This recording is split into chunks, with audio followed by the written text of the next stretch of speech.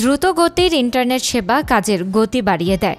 বর্তমানে ইলন মাস্কের স্টারলিংক ইন্টারনেটের এই যুগকে আরও উন্নতির শিখরে পৌঁছে দিয়েছে। এটি এমন একটি ব্রডব্যান্ড ইন্টারনেট সেবা যা বিশ্বের যে কোনো প্রান্তে উচ্চগতির ইন্টারনেট সংযোগ সরবরাহের জন্য তৈরি করা হয়েছে। আর তাই বাংলাদেশে স্টারলিংক স্যাটেলাইট ইন্টারনেট সেবা চালু করতে প্রধান উপদেষ্টা ড. মোহাম্মদ ইউনূস মার্কিন প্রযুক্তি উদ্যোক্তা ইলন মাস্কের সঙ্গে বিস্তারিত আলোচনা করেছেন। বৃহস্পতিবার 13 ফেব্রুয়ারি এক ভার্চুয়াল বৈঠকে গুরুত্বপূর্ণ এই আলোচনা অনুষ্ঠিত হয়। ড.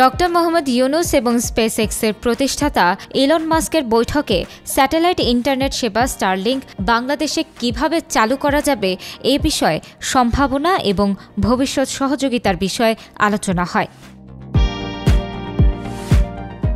এই বৈঠকে ড.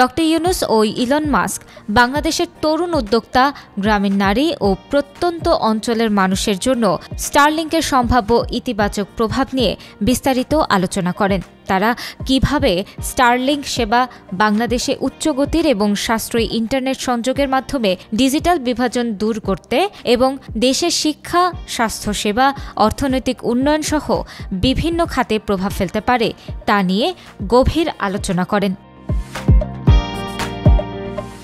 স্টারলিংক সেবা বাংলাদেশে চালু হলে এটি দেশের ডিজিটাল অর্থনীতির জন্য এক যুগান্তকারী পরিবর্তন নিয়ে আসবে উল্লেখ করে ড. ইউনূস বলেন, স্টারলিংক বাংলাদেশকে বিশ্ব অর্থনীতির সঙ্গে আরও ঘনিষ্ঠভাবে যুক্ত করবে। আমাদের লক্ষ্য হল লাখ লাখ মানুষের জন্য নতুন সুযোগ সৃষ্টি করা, বিশেষ করে গ্রামীণ অঞ্চলের নারী ও তরুণদের জন্য। তিনি আরও বলেন, গ্রামীণ ব্যাংক এবং গ্রামীণ ফোন ইতিমধ্যেই এই পথে অনেক অগ্রগতি করেছে এবং স্টারলিংক তার পরবর্তী সম্প্রসারণ হতে পারে।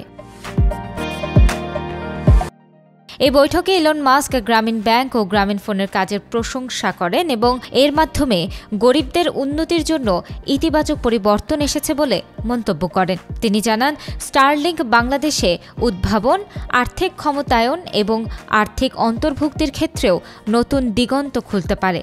আমি বিশ্বাস করি স্টারলিংক সেবা প্রযুক্তিগতভাবে বাংলাদেশে বিপ্লব ঘটাতে সক্ষম হবে। বৈঠকের শেষ দিকে ড. ইউনূস ইলন মাস্ককে বাংলাদেশ সফরের আমন্ত্রণ জানান, যাতে তিনি স্টারলিংক সেবা চালু এবং এর গুরুত্ব বিষয়ে দেশের জনগণ ও সরকারের সঙ্গে সরাসরি কথা বলতে পারেন। ইলন মাস্ক তার আমন্ত্রণের সাড়া দিয়ে বলেন, আমি এই সফরের জন্য অপেক্ষা করছি। এটি একটি গুরুত্বপূর্ণ পদক্ষেপ এবং আমি স্টারলিংক সেবা চালুর বিষয়ে খুবই আগ্রহী।